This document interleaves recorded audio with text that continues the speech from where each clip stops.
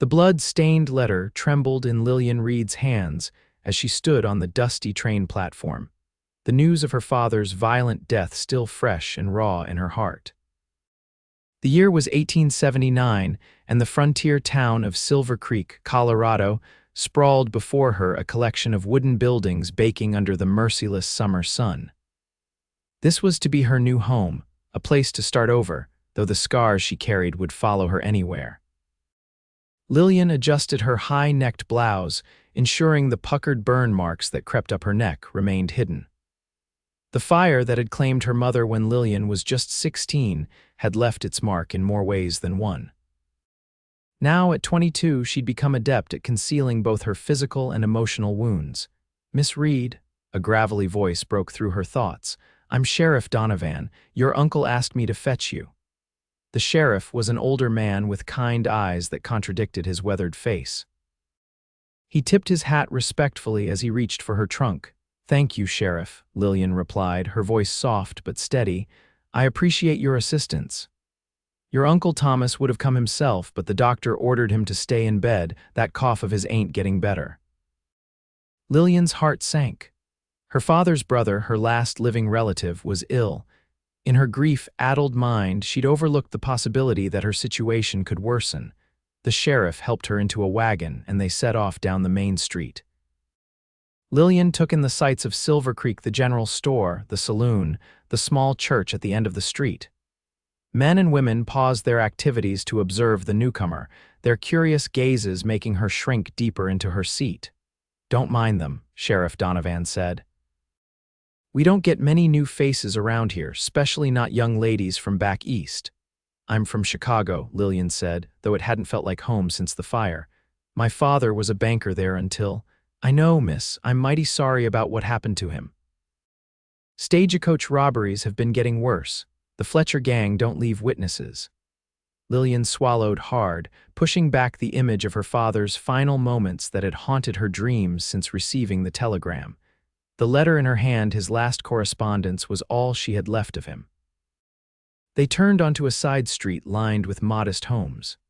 The wagon stopped before a small but well-maintained house with a covered porch. "Here we are, your uncle's place." Inside, Lillian found her Uncle Thomas propped up in bed, his face gaunt but his smile genuine. After the sheriff departed, uncle and niece shared a meal of stew while catching up on years of separation. "I'm sorry I couldn't be there for you after the fire," Thomas said between coughs. "Your father and I, well, we had our differences." "It's in the past," Lillian assured him, though the memory of those flames licking at her skin was never far from her mind. Thomas studied her face, his eyes lingering on the high collar of her dress. "You don't have to hide here, Lillian, not with me." She instinctively reached for her neck. "It's a habit now." That night, as she unpacked her meager belongings in the small guest room, Lillian caught her reflection in the mirror. Slowly, she unbuttoned her collar, revealing the network of scars that spread from her collarbone up the left side of her neck and onto her jaw.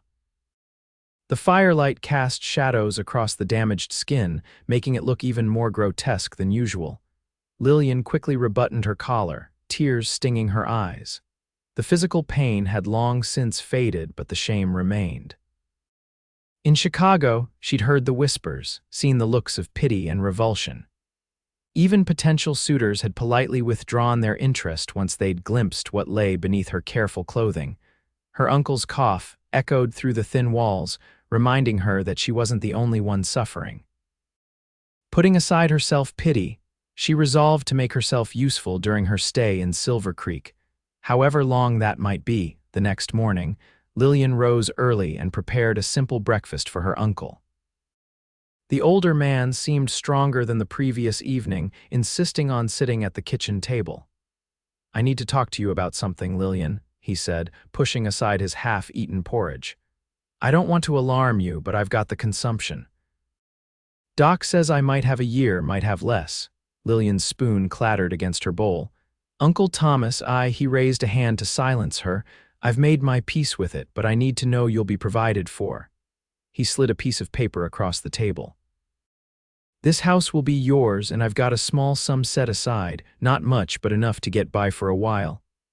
I don't want to think about that, Lillian said, pushing the paper back. Besides, I can work. I'm not helpless. Thomas's eyes crinkled with approval. I figured you'd say that. Got some steel in you, just like your mother. He coughed into a handkerchief, discreetly hiding the flecks of blood. As it happens, Mrs. Henderson at the general store is looking for help. Her last assistant left to get married last month. Later that morning, Lillian made her way to Henderson's general store. The bell above the door jingled as she entered, drawing the attention of a plump woman arranging fabric bolts. You must be Thomas's niece, the woman said, bustling over. I'm Martha Henderson. Your uncle sent word you might be interested in working here. Lillian Reed, madam, and yes, I would appreciate the opportunity.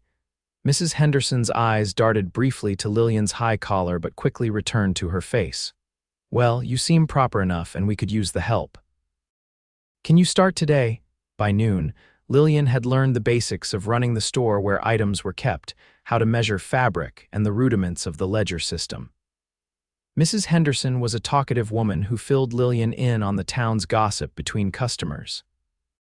That's Judge Wilson's wife, she whispered as an elegant woman examined some lace. Rumor has it she's carrying on with the piano player at the saloon. Lillian nodded politely, uncomfortable with the gossip but grateful for the distraction from her own troubles. The store was busy enough to keep her mind occupied, and most customers were too concerned with their purchases to pay her much attention. As the afternoon waned, the bell jingled again. Lillian looked up from the inventory list she'd been checking and froze. A tall cowboy stood in the doorway, his broad shoulders nearly filling the frame. His face was partially shadowed by his hat, but she could see a strong jaw dusted with stubble and eyes the color of a summer storm. Afternoon, Mrs. Henderson, he called, his voice deep and resonant. Rowdy Fletcher, about time you showed up. I was beginning to think you'd forgotten about that order. The name sent a chill down Lillian's spine. Fletcher, the same name as the gang that had murdered her father. But this man didn't look like an outlaw. His clothes were worn but clean, his manner respectful. Sorry, madam, got held up at the Caldwell Ranch. One of their horses came down with something fierce. He approached the counter, finally noticing Lillian. He tipped his hat. Madam. This is Miss Lillian Reed, Mrs. Henderson said. Thomas Reed's niece from back east. Lillian, this is Rowdy Fletcher, our local horse doctor. Horse doctor? Lillian echoed, unable to hide her surprise. A smile tugged at the corner of his mouth. Not the fancy kind with papers, but I know my way around horses. Folks around here trust me well enough. Rowdy learned from his father, who was one of the best veterinarians in these parts, Mrs. Henderson explained, though most people just called him a horse doctor too. Relief washed over Lillian. So this wasn't a member of the notorious Fletcher gang, just a man with the unfortunate coincidence of sharing their name. Pleased to meet you, Miss Reed, Rowdy said, his eyes lingering on her face for a moment longer than was proper before turning back to Mrs. Henderson, I've come for those supplies I ordered, the liniment and bandages. As Mrs. Henderson gathered his order, Rowdy leaned against the counter, his attention returning to Lillian. Chicago, Mrs. Henderson said, that's a long way from Silvercreek. Yes, Lillian replied, busying herself with rearranging a display of buttons to avoid his gaze. I came to stay with my uncle. Thomas is a good man, helped me out when I was just starting on my own. His voice dropped lower. I heard about your father. I'm sorry for your loss. Lillian's hands stilled. Thank you. Here we are, Mrs. Henderson announced, returning with a package. That'll be $2.20. Rowdy paid, then tipped his hat again to both women. Ladies, Miss Reed, I expect we'll be seeing more of each other. After he left, Mrs. Henderson chuckled. That boy has always had a way with words, not a bad catch if you're looking. Lillian felt her cheeks warm. I'm not. That is, I'm only just arrived. Of course, dear, just making conversation. Mrs. Henderson's expression softened. Though I should warn you, he's had his share of heartache. His wife died in childbirth 3 years ago, lost the baby too. Lillian's heart constricted at the thought. How awful. Yes, it nearly broke him. For a while, we all worried he might turn out like his cousin Jeb. His cousin. Jebediah Fletcher, Leads that gang of outlaws you might have heard about. Rowdy and him couldn't be more different, though they were close as boys. Jeb took to violence, Rowdy to healing. Funny how life turns out. Lillian's mind was spinning as she walked home that evening. Rowdy Fletcher wasn't just a man who shared a name with her father's killers, he was related to them. The thought left a bitter taste in her mouth, but she reminded herself that a man couldn't be judged by his kin's actions. Over the next few weeks, Lillian settled into a routine. Mornings were spent tending to her uncle, whose good days were becoming fewer and farther between. The rest of her time was devoted to the store, where she proved herself capable enough that Mrs. Henderson began leaving her in charge for short periods. Rowdy Fletcher became a regular sight. He'd stop by the store under the pretense of needing supplies, though his purchases rarely justified the frequency of his visits. Each time, he'd linger at the counter, drawing Lillian into conversation despite her initial reluctance. She learned he lived alone in a small cabin outside of town, that he had a gift for calming even the most skittish horses, and that his laugh could light up a room. In turn, she shared carefully edited stories of her life in Chicago, never mentioning the fire or her scars. One sweltering afternoon in late July, Lillian was alone in the store when a commotion erupted outside. She hurried to the window to see a crowd gathering around a wagon. A man was cradling a small child, blood soaking through the girl's dress. Without thinking, Lillian rushed outside. The crowd parted as she approached, revealing a desperate father and his daughter who couldn't have been more than 7. The child's arm was badly cut and she was sobbing in pain. "The doctor's out at the Miller farm," someone in the crowd said. "Won't be back till evening." "Rowdy," another suggested. "Get Rowdy Fletcher." "He treats animals, not people," the father protested, his voice tight with panic. "He knows more about cuts and wounds than most," an elderly woman argued. "Better than doing nothing." As if summoned by his name, Rowdy appeared, pushing through the crowd. His eyes quickly assessed the situation before meeting Lillian's. "Your store have clean cloth, alcohol, needle and thread?" he asked. She nodded, already moving back toward the door. "This way." Inside, Rowdy directed the father to lay the child on the counter. Lillian gathered the supplies he requested, plus a bottle of laudanum from the medicinal shelf. "Her name's Emma," the father said, his hands shaking. "She fell onto some farming equipment." "I tried to stop the bleeding, you did right," Rowdy assured him, gently examining the wound. "It's deep but clean, she'll need stitches." He looked at Lillian. "I'll need your help." Together they worked to clean and close the wound. Lillian held the child still, singing softly to distract her from the pain while Rowdy's steady hands stitched the torn flesh. The girl whimpered but remained brave, clutching Lillian's free hand. When it was done, Rowdy wrapped the arm in clean bandages. "Keep it dry and clean. Change the bandages daily. If it starts to look red or feel hot, come find me right away." The grateful father paid for the supplies and carried his daughter home, leaving Lillian and Rowdy alone in the suddenly quiet store. Lillian became acutely aware of the blood on her hands and apron. "You were wonderful with her," Rowdy said, washing his hands in a basin. "Most folks get queasy around wounds like that." Lillian joined him at the basin, scrubbing her skin. "I've seen worse." The words slipped out before she could stop them. Rowdy glanced at her, curiosity in his eyes, but he didn't press. "Your hands are steady," he observed instead, "and you knew exactly what I needed before I asked. My mother volunteered at a hospital in Chicago. I sometimes helped. It wasn't the whole truth, but it wasn't entirely a lie either." What she didn't say was that much of her knowledge came from the months of having her own burns treated. Rowdy dried his hands, studying her face. "You're full of surprises, Lillian Reed." The way he said her name sent a warmth through her that had nothing to do with the summer heat. For a moment, she allowed herself to imagine what it might be like to let him get closer, to share her past with him. The fantasy was quickly replaced by the reality of her scars and the knowledge that his cousin was responsible for her father's death. "I should clean up before Mrs. Henderson returns," she said, stepping back. Rowdy nodded, accepting her retreat. "I'll stop by tomorrow to check on your uncle. His cough sounded worse last time I visited." "You've been to see my uncle?" This was news to Lillian. every few days. He doesn't like to worry you, so he asked me not to mention it. Rowdy gathered his hat. He's a proud man, your uncle. Reminds me of my pa. After he left, Lillian sank into a chair, emotions swirling inside her. Rowdy Fletcher was becoming harder to dismiss with each encounter. His kindness, his skill, his consideration for her uncle, all of it chipped away at the wall she'd built around her heart. That evening, she confronted her uncle about Rowdy's visits. Thomas was sitting in his rocking chair on the porch, watching the sunset. "Why didn't you tell me?" she asked, setting down a cup of tea beside him. Thomas sighed. "Didn't want you fussing more than you already do. Besides, Rowdy's a good man. His tonics help ease the coughing some." "Mrs. Henderson told me about his wife," Lillian said quietly. "Sarah, pretty girl, kind too." That loss nearly destroyed him, but he found his way back. Thomas gave her a meaningful look. "Sometimes the deepest wounds aren't the ones you can see." Lillian's hand unconsciously moved to her collar. "Uncle Thomas, I'm not pushing," he said quickly.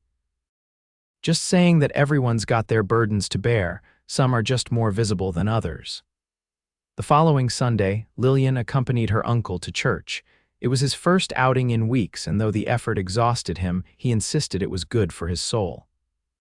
The small white church was filled with familiar faces from town, including Rowdy, who sat near the back. After the service, as people mingled outside, Lillian helped her uncle to a bench in the shade. Rowdy approached, exchanging pleasantries with Thomas before turning to Lillian.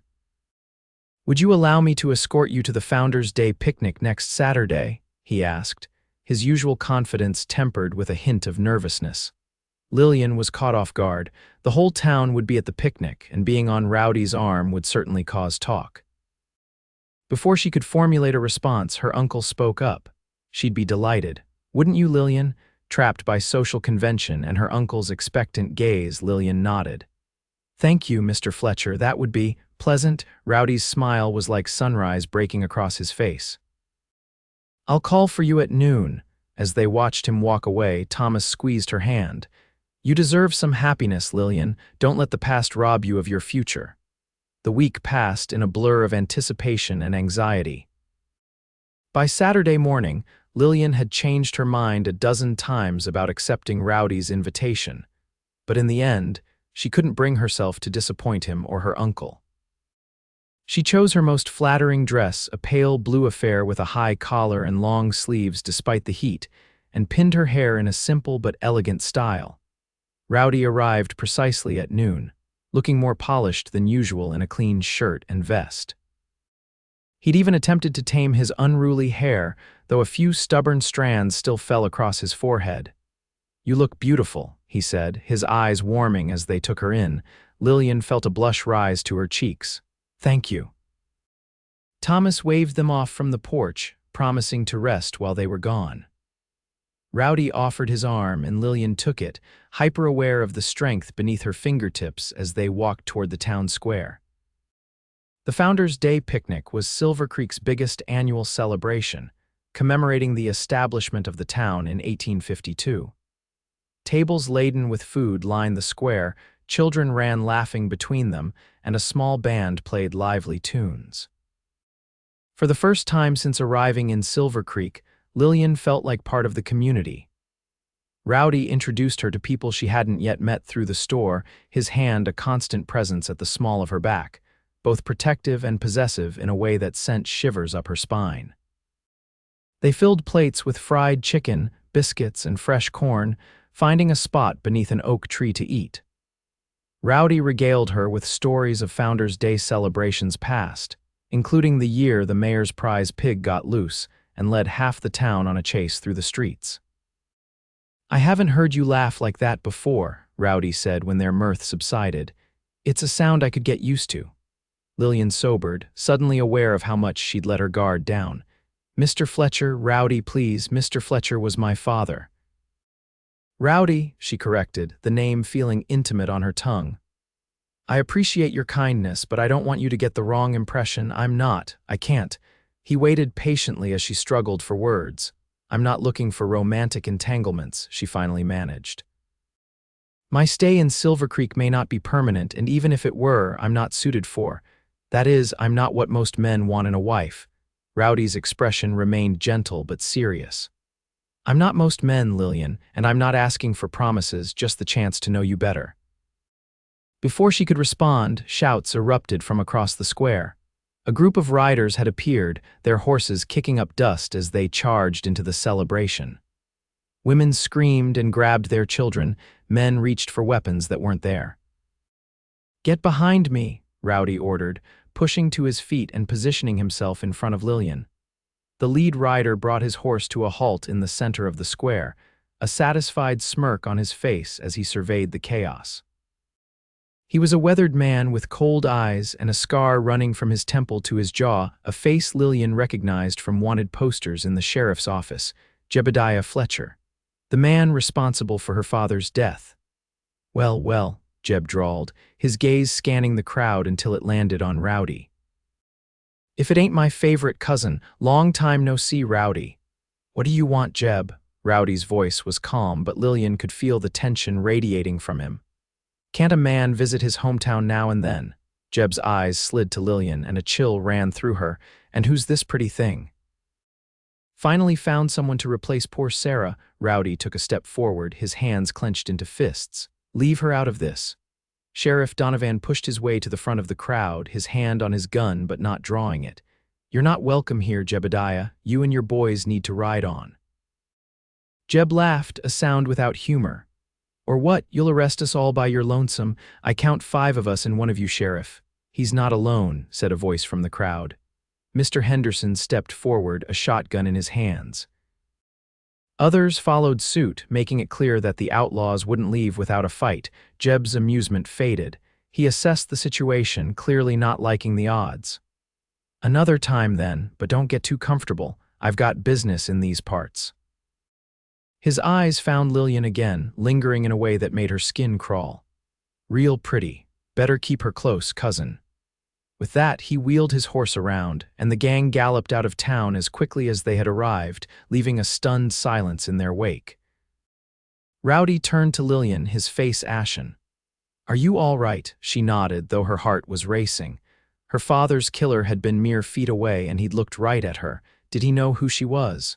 What would happen if he found out? The picnic resumed, but the earlier joy had been dampened. Rowdy insisted on escorting Lillian home immediately, his protective instincts in full force. They walked in silence, both lost in their own thoughts. At her uncle's porch, Rowdy finally spoke. "I'm sorry about Jeb. He has a way of poisoning everything good." "It's not your fault," Lillian said, though part of her wanted to scream that it was his family that had shattered hers. "It feels like it is." He ran a hand through his hair, disheveling it further. "Lillian, there's something you should know. Jeb and I, we were raised together after my parents died. We were close once before he turned bad. People around here, they remember that. Some of them look at me and wonder if I've got the same darkness in me." Lillian thought of the gentle way he'd treated the injured child, the respect he showed her uncle, the kindness in his eyes when he looked at her. "I don't see darkness in you, Rowdy." His expression softened, and he reached out to touch her cheek, his thumb brushing lightly over her skin. "Thank you for that. It means more than you know." The tenderness of the gesture made Lillian's breath catch. For a moment she thought he might kiss her, and despite every rational thought screaming against it, she found herself hoping he would. Instead, he dropped his hand and stepped back. "I should let you get inside. Your uncle will be wondering where you are." "Yes," she agreed, disappointment and relief mingling uncomfortably in her chest. "Thank you for today, despite the interruption." "My pleasure." He tipped his hat, his eyes never leaving hers. "Good night, Lillian." She watched him walk away, her emotions in turmoil. The day had brought her face to face with her father's killer and pushed her closer to a man she was desperately trying to keep at arm's length. Both facts terrified her, though, for entirely different reasons. Inside, she found her uncle asleep in his chair, a book open on his lap. The sight of him, so frail and vulnerable, reminded her of her responsibilities. Whatever feelings she might be developing for Rowdy Fletcher would have to wait.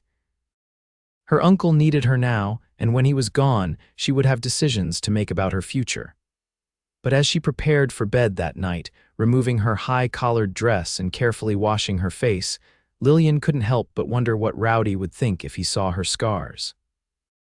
Would he look at her with the same warmth in his eyes, or would his gaze turn to pity or disgust? As so many others had, the question haunted her dreams, where fires raged and outlaws laughed and a cowboy with storm-gray eyes reached for her through the smoke. The next morning brought news that shocked the town. Sheriff Donovan had been shot. He was alive but badly wounded, found on the road outside of town by a farmer heading to his fields at dawn. The bullet had narrowly missed his heart, and the doctor wasn't sure if he would survive.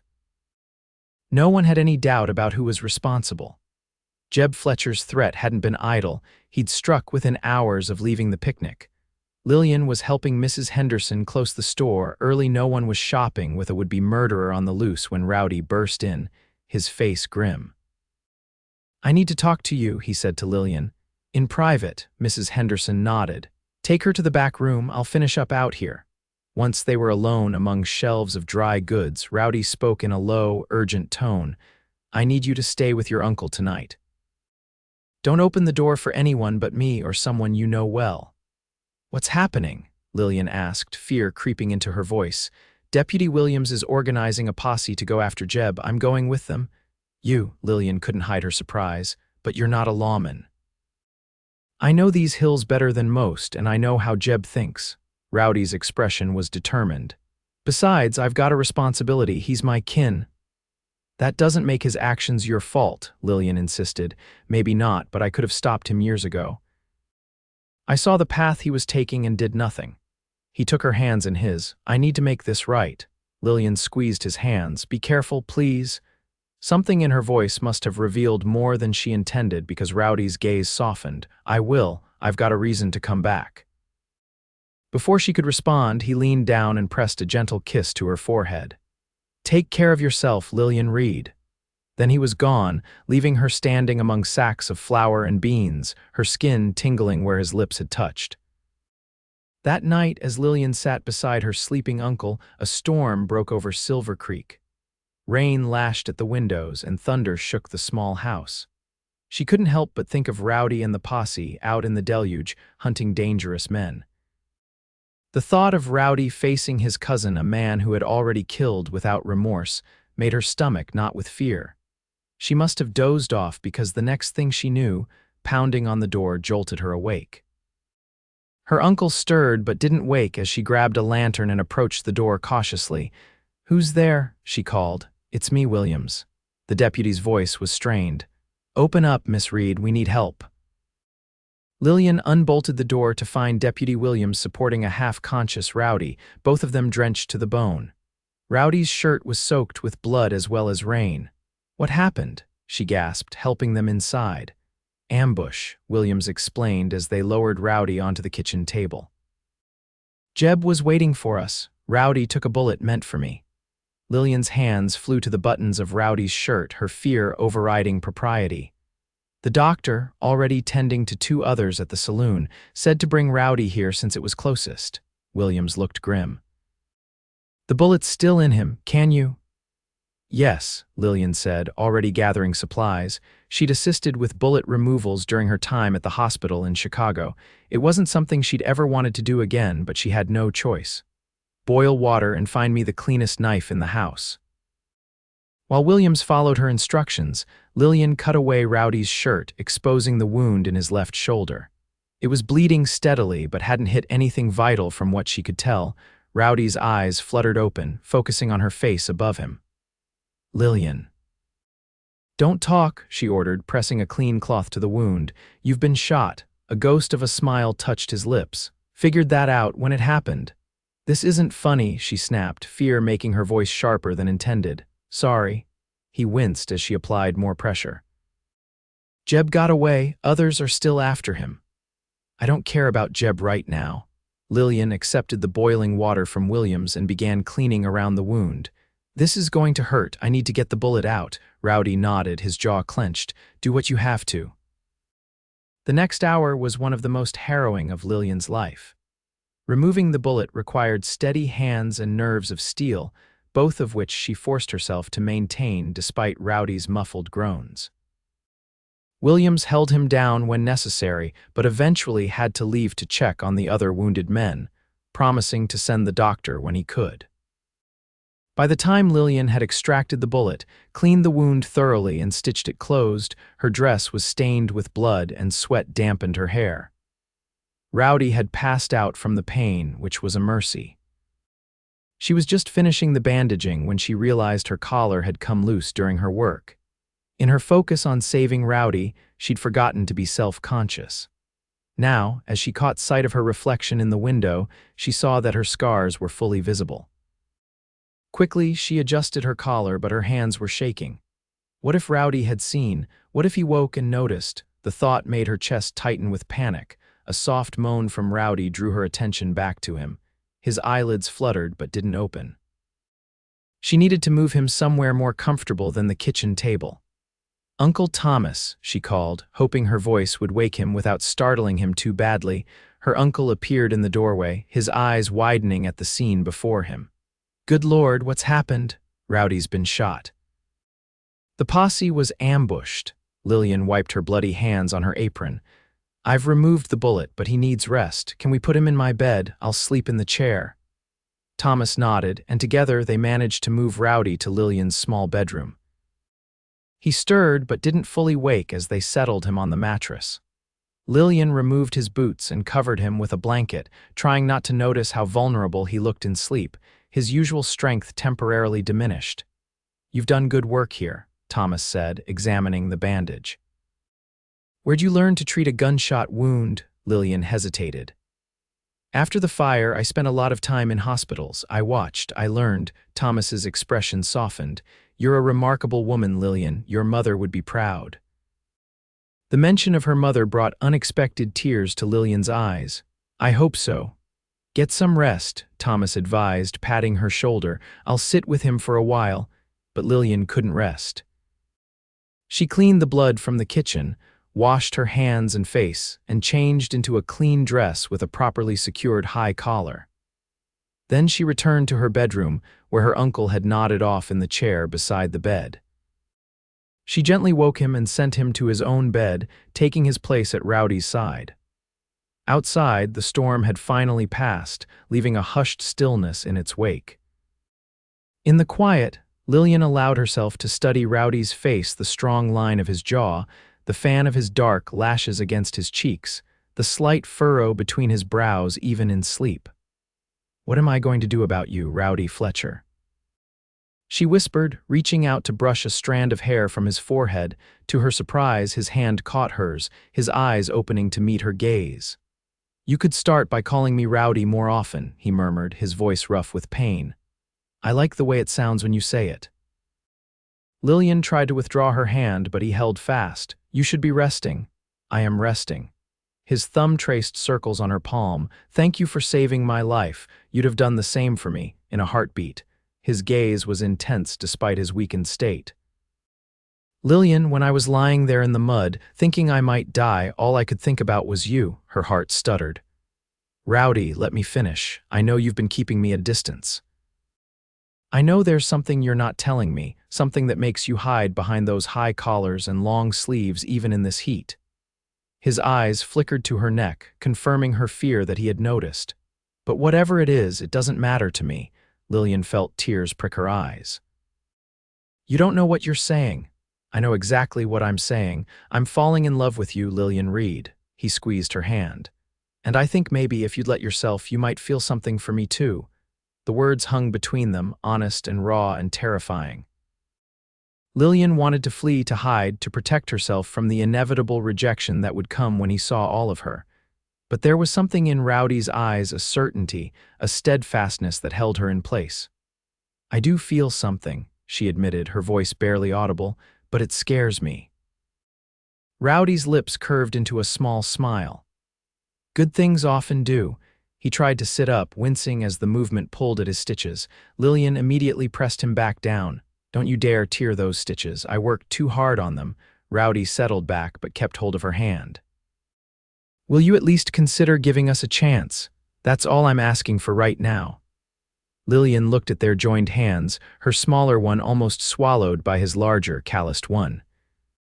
She thought of the kindness he'd shown her, the respect he'd earned in town despite his family connection, the way her heart raced whenever he was near. "I'll consider it," she finally said. His smile was like sunrise breaking over the mountains. "That's all I ask." Over the next few days, Rowdy recovered under Lillian's careful nursing. The doctor, when he finally made it to check on him, pronounced her work excellent and said there was nothing more to be done but let the wound heal. Rowdy insisted on returning to his own cabin, not wanting to impose, but Lillian and Thomas convinced him to stay until he could use his arm properly. During that time, a fragile new understanding grew between Lillian and Rowdy. They spoke of their childhoods, their dreams, their losses. Rowdy told her about Sarah, how they'd grown up together and married young, how devastated he'd been when he lost her and their child. Lillian shared stories of her mother, her life in Chicago, her father's work, though she still couldn't bring herself to tell him how her father had died or reveal the extent of her scars. News reached them that Jeb Fletcher and his gang had fled the territory, at least for now. The sheriff was recovering, though slowly, and the town was returning to its normal rhythm. As Rowdy's strength returned, Lillian found herself dreading his departure. She'd grown accustomed to his presence in the house, his deep laugh, the way he and her uncle played chess in the evenings while she mended or read. The day he declared himself fit to return home, Lillian felt a pang of loss that surprised her with its intensity. They stood on the porch, the summer sun casting long afternoon shadows across the yard. "I can't thank you and Thomas enough for your hospitality," Rowdy said, his hat in his hands. "I'd have been in a bad way without you." "It was nothing," Lillian replied, though they both knew it wasn't true. He stepped closer, his eyes searching hers. "I meant what I said, Lillian, about my feelings for you. That hasn't changed." Her heart thundered in her chest. "I know. I'd like to court you properly if you'll allow it. No pressure, no rush, just a chance to see where this might lead." Lillian took a deep breath. She'd been thinking about this moment for days, weighing her fears against her growing feelings. "There's something you need to know first, about my father." Rowdy waited patiently as she gathered her courage. "He was killed in a stagecoach robbery 3 months ago." "By the Fletcher gang, by your cousin." The color drained from Rowdy's face. "Lillian, I knew who you were related to from the beginning," she continued. "Mrs. Henderson told me the first day we met, but I didn't expect to feel this way about you." "I understand if you can't forgive the connection," Rowdy said, his voice hollow. "If you want me to stay away—" "No," Lillian interrupted. "That's not why I'm telling you. I'm telling you because I'm tired of secrets between us. I don't hold you responsible for Jeb's actions. It took me some time to separate you from him in my mind, but I have." Relief flooded his features. "Thank you for that. Not everyone can make that distinction." "There's more," she said, her hand moving unconsciously to her collar. "The reason I dress this way, why I'm always covered." Words failed her. Instead, with trembling fingers, she unbuttoned the top of her blouse, folding down the collar to reveal the network of scars that spread across her neck and jaw. "There was a fire 6 years ago, our house in Chicago. My mother didn't make it out." Lillian's voice wavered. "I did, but not without these. They're everywhere. My neck, my shoulder, my arm, my back, they're hideous."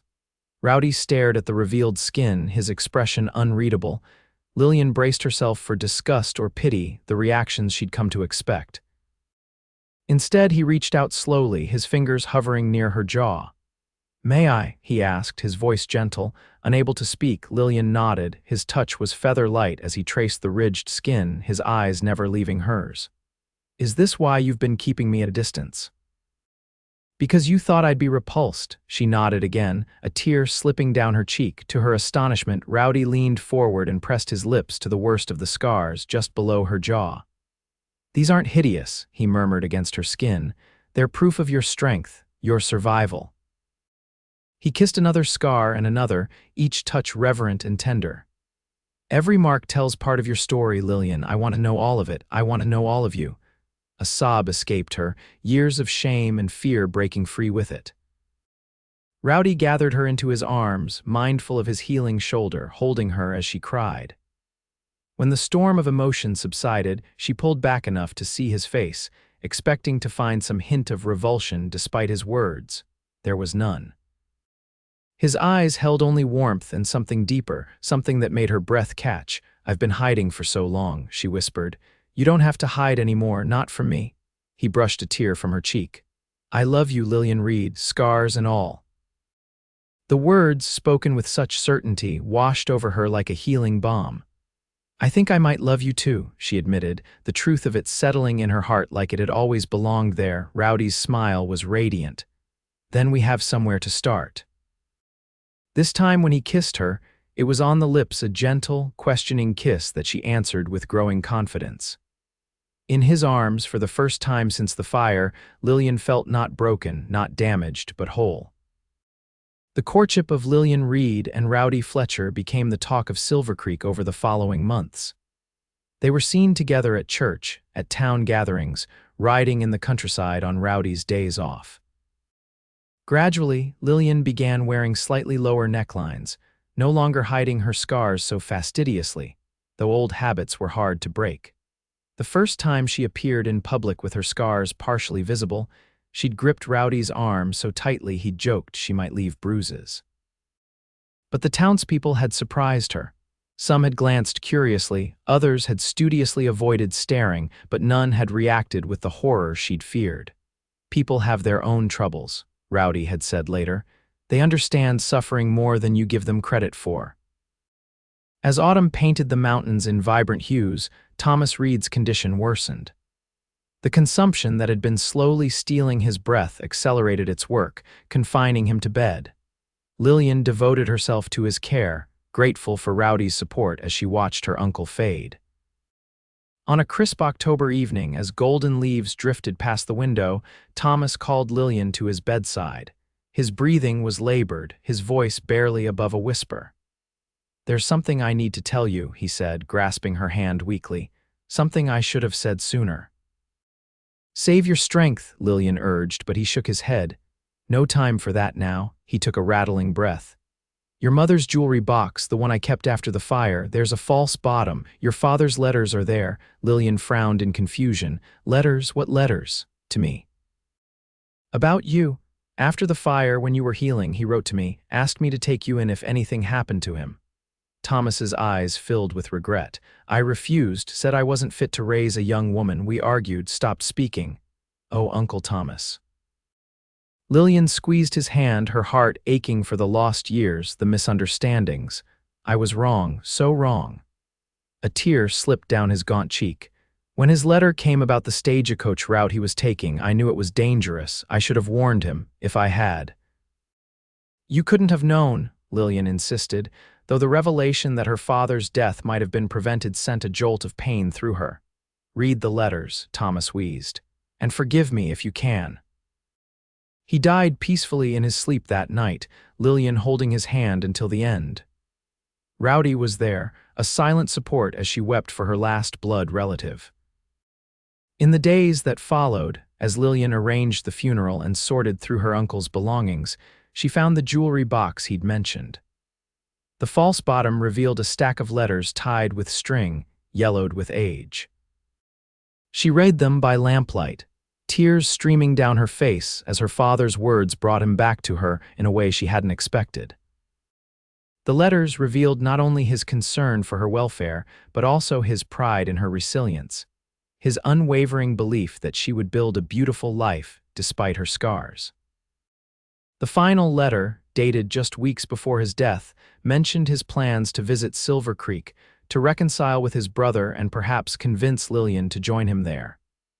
"He was coming here," she told Rowdy as they sat on the porch swing the evening after the funeral. "If he had waited just a little longer, taken a different route." "You can't torture yourself with what-ifs," Rowdy said gently, his arm around her shoulders. "Believe me, I've tried. After Sarah died, I spent months thinking of all the things I could have done differently." Lillian leaned against him, drawing comfort from his solid presence. "How did you stop?" "I realized that looking backward was keeping me from moving forward. Sarah wouldn't have wanted that for me." He pressed a kiss to her temple. "Just as your father and uncle wouldn't want it for you." She knew he was right, but letting go of the past was easier said than done. Still, as October gave way to November, Lillian found herself making peace with the losses that had shaped her life. The house that had been her uncle's was now hers, along with a modest inheritance that gave her financial security for the first time since the fire. Mrs. Henderson offered her a partnership in the store, recognizing Lillian's head for business and her rapport with customers. Lillian accepted, glad to have meaningful work and a place in the community. Through it all, Rowdy was her constant. He helped her repair the house's leaky roof before winter set in, joined her for Sunday dinners, and gradually introduced her to his world of horses and healing. She discovered she had a knack for calming injured animals, her gentle hands and soothing voice earning their trust. One snowy evening in early December, Rowdy invited Lillian to his cabin for dinner. It was the first time she'd visited his home, a cozy one-room structure built with his own hands on a small plot of land outside town. A fire crackled in the hearth, casting warm light over the simple furnishings. "It's not much," he said, suddenly self-conscious as he watched her take in the space. "It's perfect," Lillian replied, meaning it. The cabin reflected its owner's sturdy, unpretentious, welcoming. Rowdy had prepared a simple meal of venison stew and fresh bread, surprising Lillian with his cooking skills. After they'd eaten, they sat before the fire, mugs of coffee in hand, comfortable in each other's company. "I've been thinking," Rowdy said after a companionable silence. "This cabin was fine when it was just me, but it's a bit small for 2 people. Lillian's heart skipped a beat. 2 people. Rowdy set aside his mug and took her hands in his. "I've been planning to add on for a while. Another room, a proper kitchen, maybe a small porch where we could sit and watch the sunset." "Rowdy." Lillian breathed, scarcely daring to hope he meant what she thought he did. He reached into his pocket and withdrew a small wooden box hand-carved with delicate flowers. "I made this for you. Open it." Inside nestled a simple gold band with a small pearl set in the center. "It was my mother's," Rowdy explained. "She always said it should go to the woman I loved more than life itself." Tears blurred Lillian's vision as Rowdy slid from the chair to one knee before her. "Lillian Reed, you came into my life when I thought I'd never love again. You've shown me that hearts, like bodies, can heal from the deepest wounds. Would you do me the honor of becoming my wife?" For a moment, Lillian couldn't speak. She thought of the girl she'd been before the fire, carefree, unmarred, full of dreams, and the woman she'd become, scarred but stronger, tempered by loss but not broken by it. She thought of how Rowdy looked at her scars not with pity but with reverence, kissing them like treasures rather than flaws. "Yes," she whispered, then louder, "Yes, Rowdy Fletcher, I will marry you." His face lit with joy as he slipped the ring onto her finger, then rose to gather her into his arms. Their kiss was a promise, a beginning, a healing of wounds both seen and unseen. They married on Christmas Eve in the small church in Silvercreek, snowflakes drifting past the windows as they spoke their vows. Lillian wore a dress with a neckline that revealed some of her scars, a decision that had taken courage but felt right. She was done hiding. Mrs. Henderson cried happy tears. Sheriff Donovan, now recovered from his wound, gave her away in her father's stead, and the entire town celebrated the union of 2 people who had found each other against all odds. That night, in the privacy of their bedroom in what had been her uncle's house, they decided to live there until spring, when they would expand Rowdy's cabin. Lillian faced her final fear. With trembling fingers, she removed her wedding dress, standing before her husband with all her scars visible for the first time. The firelight played across the damaged skin of her shoulder, neck, and back, the patchwork of healed burns that had made her feel monstrous for so many years. She held her breath, waiting, Rowdy's eyes filled with tenderness as he stepped forward, his hands gentle as they traced the path of the scars. "Beautiful," he murmured, pressing his lips to her shoulder. "So beautiful." "How can you say that?" Lillian asked, even as she melted into his touch. "Because I see you," Rowdy replied, his voice husky with emotion. "Not just your scars, but all of you, your strength, your kindness, your heart." He kissed another scar and another, working his way up her neck to her jaw. "These are part of your story, and I love every chapter." In his arms, Lillian finally believed him. The scars would always be with her, but they no longer defined her. They were simply marks on a map, showing the path she had traveled to find her way home to this man, this love, this life. 5 years later, Lillian stood on the porch of their expanded cabin, watching as Rowdy taught their 4-year-old daughter, Rose, how to brush a gentle old mare. The little girl's laughter rang out across the yard, a sound that never failed to fill Lillian's heart with joy. At her breast, their 3-month-old son, Thomas, named for her uncle, slept peacefully. His tiny hand clutched the fabric of her dress, which now often featured necklines that left her scars visible. The summer sun was warm on her skin, both smooth and scarred alike. Inside, her father's letters were preserved in a cedar box, alongside her mother's few salvaged possessions and Thomas Reed's pocket watch. The past was not forgotten but honored, its lessons woven into the fabric of their present. Rowdy looked up, catching her eye across the yard. His smile, the same one that had first begun to melt the ice around her heart, still had the power to make her breath catch. He whispered something to Rose, who nodded eagerly and continued brushing the mare with determined concentration. As he crossed the yard to join her on the porch, Lillian thought of all the twists and turns that had brought them to this moment, the fire that had scarred her, the losses they had both endured, the chance meeting in a general store in a small frontier town. "What are you thinking about, looking so serious?" Rowdy asked, wrapping an arm around her waist and dropping a kiss on the sleeping baby's head. "Just how unexpected life can be," Lillian replied, leaning into his embrace. "If someone had told me 6 years ago that I'd be standing here with you, with our children, you wouldn't have believed them," Rowdy finished for her, his fingers tracing the familiar pattern of scars on her neck, a gesture that had once made her flinch but now felt like a caress. "I know. I feel the same way every morning when I wake up beside you." Rose abandoned the mare and ran toward them, her dark curls bouncing, her face so like her father's, alight with excitement. "Papa, Mama, look, the mare let me brush her all by myself." Rowdy scooped her up with one arm, his other still around Lillian. "That's because you have a gentle touch, just like your mama," the little girl nodded solemnly, "and Mama's special marks helped the mare know she's safe." It was something Rose had decided on her own, that her mother's scars were assigned to hurt creatures, that she understood their pain. Lillian had never corrected her, touched by her daughter's innocent wisdom. As they stood together on the porch, a family built from broken pieces made whole again, Lillian felt a peace she'd once thought impossible. The scars that had once been her shame were now simply part of the tapestry of their shared life, visible, acknowledged, but no longer defining. In Rowdy's arms, in their children's eyes, in the life they'd built together on this piece of wild western land, Lillian had found a truth more powerful than any fire, any loss, any pain. Love didn't erase scars, it transformed them from wounds into testimony, from burden into strength, from something to hide into something to honor.